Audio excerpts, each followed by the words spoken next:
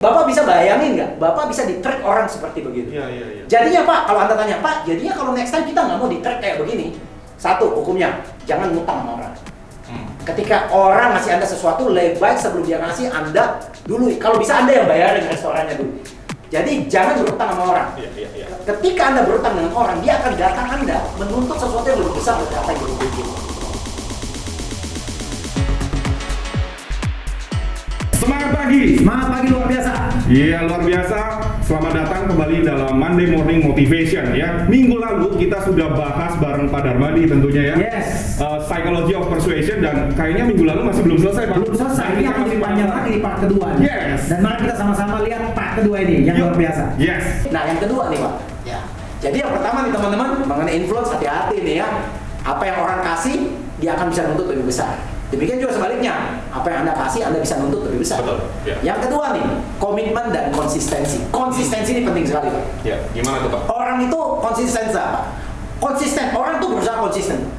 Ya, makanya kalau kita sudah melakukan Monday Morning Motivation, kita melakukan selama setahun 52 kali Pak, ini setengah mati loh Pak. Yes. Kita walaupun sudah nggak punya ide, kita konsisten karena kita punya komitmen gitu. Iya kan ya? Ya, Pak David dengan saya ini tiap minggu stres nih ya. Ya, ini mau ngomong apa lagi minggu depan gitu ya. Tapi bagusnya Pak, karena konsistensi dan komitmen ini kita bisa keluar dari zona nyaman ya. Nah Pak, ini yang paling contoh paling bagus nih Pak. Satu eksperimen dilakukan di pantai nih Pak. Orang lagi berjemur nih. Oke. Ya, orang lagi berjemur. Ada satu profesor naruh satu orang, dia berjemur di samping orang-orang biasa saja. Kemudian dia bawa radio. Radio itu diputar lagu gitu Pak. Nah, kemudian sambil duduk-duduk, dia kemudian berdiri, kemudian menuju pantai, meninggalkan radionya dia. Iya. Dia nggak kenal orang yang di kiri, dia nggak kenal orang yang kanan. Ya, singkat cerita, dikirimlah seorang pencuri. Mengambil radio itu, mengambil radio itu. Survei membuktikan hanya 4 orang, yang kiri yang kanan, dari 20 orang yang dites, yang menegur pencuri itu. Kenapa kamu ambil? Itu bukan punya kamu, balikin. Hanya 4 orang Pak, dari 20 orang Pak. Udah bagus nih, saya nggak kenal bapak main taruh aja, udah syukur saya masih bilang, itu bukan punya kamu gitu. Tetapi kalau survei itu diganti, eksperimen itu, sebelum Pak David menuju ke pantai, Pak David kasih tahu yang kiri yang kanan. Saya lagi mau ke pantai sebentar ya. Ini ada radio saya, tolong dijaga ya. Tolong dijaga. 19 dari 20 orang marah dengan pencuri itu, bahkan mengejar pencuri itu dan merampas radio itu balik ke Anda. Apa yang Bapak pelajari di sini Pak? Menarik sekali ya. Menarik sekali. Artinya, kalau Anda ingin meminta tolong ke orang, lebih baik sampaikan dengan jelas. Jangan Anda berharap orang-orang itu menentukan sikapnya sendiri-sendiri.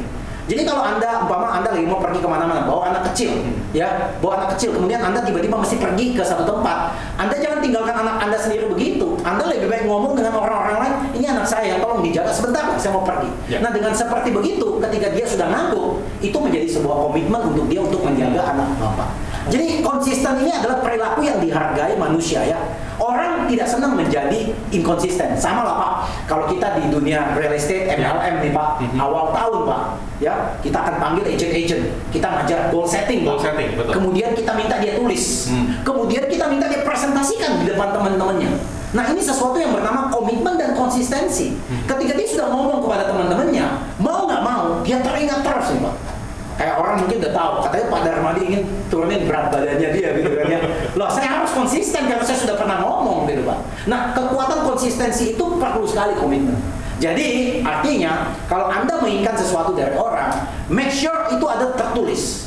Make sure dia pernah ngomong. Make sure ada orang lain dengar. Ketika 3 hal itu terjadi, Anda lebih kemungkinan bisa menuntut dia untuk mengerjakan apa yang Anda mau.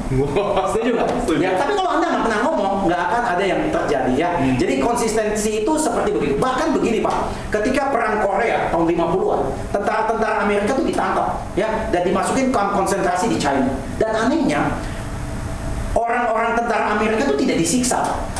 Tidak disiksa untuk membenci negaranya. Jadi biasa kan brainwash ya, pengen supaya dia ngomong benci mengenai negaranya. Enggak. Kalau tentara Amerika disuruh kamu jelek-jelekin negara kamu, dia nggak mau Pak, nggak mau mereka. Jadi apa yang dilakukan sama orang-orang China yang pintar nyuci otak ini Pak? Pertama dikasih satu kertas kosong. Kemudian dibilang ini, tuliskan mengenai kejelekan negara kamu. Biasanya itu nggak ditulis Pak. Nggak mau ditulis sama tentara itu karena mereka tentara. Tetapi Pak, yang kedua paling bagus Pak. Dia tahu dia udah mau tulis. Mereka dikasih satu script yang sudah ada tulisannya gitu. You nggak usah yakini apa yang ditulis, tapi you salin aja. Tiap hari disuruh salin, Pak. Tiap hari disuruh salin.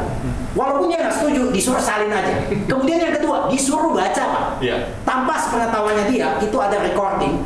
Recording itu dikirim kepada semua tahanan tentara-tentara lainnya. Bahwa umpama gini nih, David umpama ngomong, saya membenci negara saya. You hanya pikir you yang ngomong sendiri, tapi saya dengar, kenapa sih David ngomong membenci negaranya dia ya? Padahal you hanya baca, you bahkan hanya disuruh baca. Dan Anda tahu, tingkat cuci otaknya itu lebih bagus dibandingkan orang dipaksa pakai senjata. Bayangin ya. Jadi hati-hati, orang kalau kita bisa suruh tulis, suruh pikirin, suruh ngomong di depan umum, itu orang akan lebih konsisten. Wow. Ya. Jadi ini dua kunci yang kedua nih Pak ya. Jadi caranya mau komit, makanya kalau kita ketemu klien, kalau bisa dia tanda tangan perjanjian Pak. Ya, kalau bisa difoto dia Pak. Kalau bisa diingetin Pak, Bapak ada kontrak sama saya Pak ya. Difoto, divideoin. Nah dengan begitu dia nggak bisa aneh-aneh lagi Pak. Betul. Ya. Nah yang ketiga kita cepat, social proof. Social proof. Social proof ini penting sekali Pak. Gimana nih? Ya, orang seringkali mengambil tindakan setelah melihat orang lain bertindak. Maksudnya gimana? Ini ada satu kejadian menarik di New York tahun 1968. Ada satu wanita cantik pulang malam-malam ya, dan dia dibunuh di malam-malam hari itu. Dan anehnya 39 orang tetangganya hanya menonton. Tidak ada yang telepon polisi, tidak ada yang membantu, hanya nonton. Dan kemudian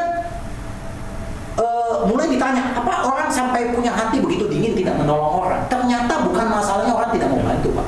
Karena orang saling melihat yang lain. Loh, kalau Pak David nggak menolong, ya saya juga nggak menolong. Jadi hati-hati sekali ketika Anda meminta sebuah pertolongan, Anda jangan berharap orang akan bertindak sesuai apa yang Anda harapkan. Umpama nih, saya lagi kasih jalan mobil nih, ya kan? Tiba-tiba ada penjahat ngejar saya, ya, ban saya dikempesin. Kemudian itu terjadi di siang bolong dan banyak orang nonton. Saya berharap orang tahu dong, bantuin saya nih, ada penjahat bolongin. Nggak bisa Pak. Jadi apa yang harus Pak David lakukan kalau begitu? Pak David harus buka kaca dan Pak David berusaha nyari orang yang paling dekat dengan Pak David, orang yang menurut Pak David capable untuk melakukan tindakan, dan Pak David bilang bisa ngomong seperti ini. Hei kamu yang baju hitam, saya sedang dirampok. Tolong kamu panggil polisi sekarang dan teriak, tolong panggil teman-teman, tolong kamu bantu saya. Nah ketika orang itu ditunjuk dan dia merasa dirinya disuruh, nah baru dia melakukan. Anehnya Pak, setelah dia bergerak Pak, orang lain mulai bergerak. Ikut bergerak. Iya. Jadi kalau Bapak tiba-tiba sakit jantung nih Pak David jangan tiba-tiba geletak. Waduh pasti orang tolong saya, enggak. Ketika Pak David kena stroke nih Pak David lihat, kamu yang baju biru, cepat. Anda harus suruh orang. Orang kalau diminta sesuatu emergency, dia pasti akan lakukan Pak. Jadi social proof ini penting sekali Pak, karena orang selalu melihat orang lain lakukan. Nah ini kejadian yang menarik sekali Pak David ya. Ya, mengenai handuk Pak, Bapak pernah ke hotel? Yes. Ya, di hotel itu kan selalu bilang, kalau bisa handuknya dipakai kembali. Betul. Untuk apa tujuannya? Untuk menjaga lingkungan hidup. Setuju nggak? Pak David ketika baca itu, Pak David tergerak nggak untuk menggunakan handuk Anda kembali? Iya. Tergerak ya. Survei membuktikan, kalau Pak David baca survei itu, 35% orang akhirnya menggunakan handuknya 2 kali. Tapi akan menjadi lebih tinggi kalau petunjuk itu mengatakan 75% orang yang tinggal di kamar ini memakai handuknya kembali. Ketika Pak David merasa orang lain dengan posisi Bapak memakai handuk kembali, itu akan naik 26% lagi, lebih tinggi dari 35% itu. Jadi kalau Anda mau mempengaruhi orang, ya, Anda harus tahu bahwa orang itu bertindak melihat orang lain. Makanya zaman sekarang lagi ramai mengenai afiliator, setuju? Ya. Kadang-kadang kita bingung kenapa orang pada mau ikut ya afiliator ya. Karena afiliator itu melakukan sebuah tindakan. Sebenarnya kita awalnya bilang kita nggak mau ikut, tetapi apa yang terjadi? Kita cek di Instagram, loh, kok banyak orang ikut? Teman saya ikut, saudara saya ikut. Akhirnya kita juga ikut. Kita ikut karena apa? Bukan karena kita percaya dia, karena kita melihat orang-orang yang kita kenal juga ikut. Betul. Jadi social proof itu penting Pak.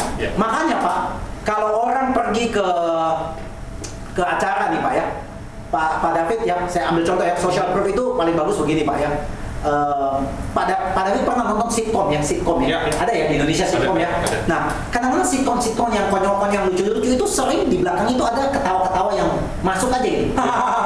Iya. Pernah dengar ya? Pernah. Pak David tahu nggak yang ketawa-ketawa itu kan Pak David secara sebagai penonton tahu itu bohong kan? Iya. Pak David nggak suka dong sebenarnya, lagi nonton dia Iya. Semua orang nggak suka, setuju nggak? Dan sutradara yang membuat film itu, produser tahu juga Pak David nggak suka, tapi dia tetap adain Pak. Kenapa? Kenapa? Karena ketika hahaha itu sesuatu yang lucu, Pak David belum ketawa nih. Lucu, tapi Pak David nggak tahu. Tapi begitu ada kata hahaha, Pak David ikutan juga hahaha.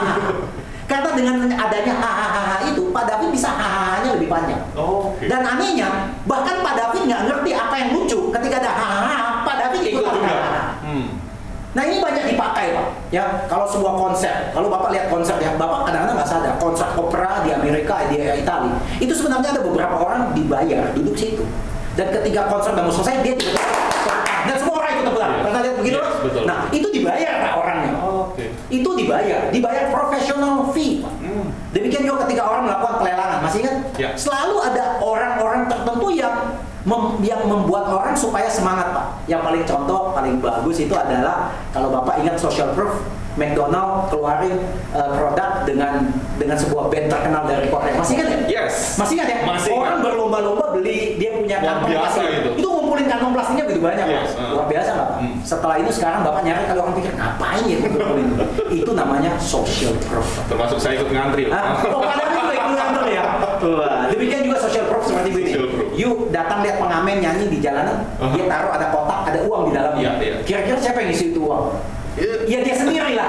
Supaya kenapa? Lu tega lu, orang lain bayar masa you enggak? Yes. Iya kan? Social proof again. Di restoran juga seperti begitu. Di dekat kasir biasa ada tips. Oke, ya kan? tips. Itu uang dia masukin sendiri. Oh. Jadi ketika you bayar masa gua nggak kasih tips? Iya. Nah itu sebenarnya social proof ya. Jadi teknik ini hati-hati Pak. Hati-hati, orang bisa memanipulasi Bapak dengan seperti itu. Iya. Setuju ya? Setuju banget. Itu tadi udah berapa ya? Ketiga ya? Ini yang keempat ya? Keempat. Liking. Wah ini Liking. penting sekali Pak ya. Teknik ini terjadi ketika teman Anda membeli, Anda juga ikutan membeli. Ya, kenapa? Karena teman Anda beli. Ya. Pernah seperti begitu Pak? Pernah. Kita sebenarnya nggak mau beli, teman kita beli ya, kita ikutan Mau beli. nggak mau jadi ikut. Tupperware Pak, itu produk dari Amerika yang jual mungkin kotak-kotak ya. Itu penjualan paling tingginya itu bukan di toko retail. Di mana? Ketika mereka melakukan yang namanya Tupperware party Pak. Oke. Jadi satu orang mengundang teman-temannya datang ke rumahnya untuk ada party. Kemudian orang Tupperware akan datang untuk melaksanakan acara itu.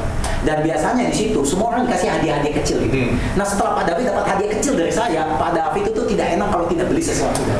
Dan itu closing paling besar yang dilakukan dengan sistem seperti begitu. Dia pakai tadi yang reciprocity lagi. Iya. Gua kasih, you kasih juga ya. Iya. Jadi liking itu dia ngajak teman supaya teman kita bisa beli. Yang kedua Pak, supaya orang bisa suka dengan kita Pak. Ternyata survei membuktikan physical appearance itu penting sekali. Oh, maksudnya penampilan. Survei membuktikan ya wanita cantik itu dibayar lebih mahal ketika bekerja di perusahaan dibandingkan wanita yang biasa. Dengan posisi yang sama. Bahkan otaknya lebih bodoh juga nggak apa-apa. Dia dibayar lebih mahal. Dan bahkan di Amerika pernah ada survei mengatakan di pengadilan kalau seandainya yang terdakwa adalah cowok ganteng, kemudian yang menjadi korban adalah cewek tapi ceweknya jelek, sanksi cowok ganteng ini rendah. Tetapi kalau dibalik, cowoknya beringas, yang korban adalah cewek cantik, hukumannya tinggi Pak. Waduh. Bahwa ini terjadi, ini manusiawi Pak. Ya, jadi sebagai seorang sales Anda sadar Pak, physical appearance penting sekali. Penting, benar. Customer ketika lihat kita, dia bisa nganggap kita bagus atau enggak. Betul. Ya, nyaman atau enggak, enak atau enggak. Demikian juga, udah dibuat sebuah eksperimen. Wanita cantik pegang beberapa keranjang bawaan belanja, mau nyebrang jalan lampu merah. Ya. Kemudian cowok yang di sampingnya dikasih tahu, Pak tolong bantu saya. Hampir 100% semua cowok akan bantu. Tetapi ketika wanitanya diganti sebagai wanitanya yang jelek gitu ya, nggak ada yang mau bantu.